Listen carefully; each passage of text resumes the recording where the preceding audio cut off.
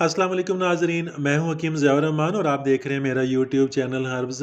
नाजरीन, आज की छोटी सी वीडियो बहुत ज़्यादा थूक आने से मुतालिक है। कसरत लाभ भी इसको कहते हैं, टायलिज़म भी इसको कहते हैं। इस मर्ज़ से मुतालिक है।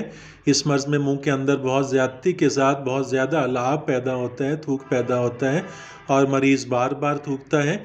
इसकी वजूहात में नाजरीन सोजिश ज़बान भी हो सकती है। पारक के मुरक्बात का ज़्यादा इस्तेमाल भी इस मर्ज़ का बाइस बनता है। होठों का कैंसर भी इस मर्ज़ का बाइस बनता है। इसकी वजह से भी मुंह में बहुत ज़्यादा थूक आना शुरू हो जाता है, लाभ पैदा होना शुरू हो जाता है। मुंह के ज़ख्मों की वजह से, आतिश की अमराज की वजह से, अमराज हलक की वजह से, अयाम हमल के अंदर भी मुंह में बहुत ज़्यादा थूक आता है। और ख़राबी मैदा की वजह से, मुंह में खराश की वजह से या कन पेड़े जो मर्ज़ हैं, इस मर्ज़ की वजह से भी मुंह में बहुत ज़्यादा थूक बनना शुरू हो जाती है, कसरत से थूक आती है।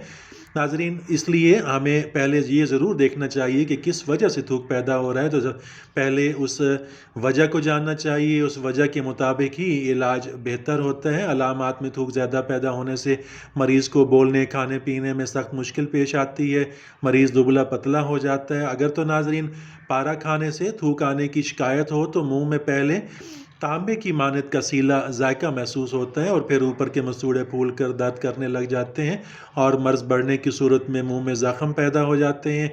इलाज के लिए बहुत ज़रूरी है कि असल सबब मर्ज़ को दूर किया जाए। इस लिहाज से फटकड़ी सफ़ेद 1/8 औंस को नीम गर्म पानी में लाकर गरगरे कराने बहुत मुफीद होते हैं, बहुत मुअस्सर होते हैं।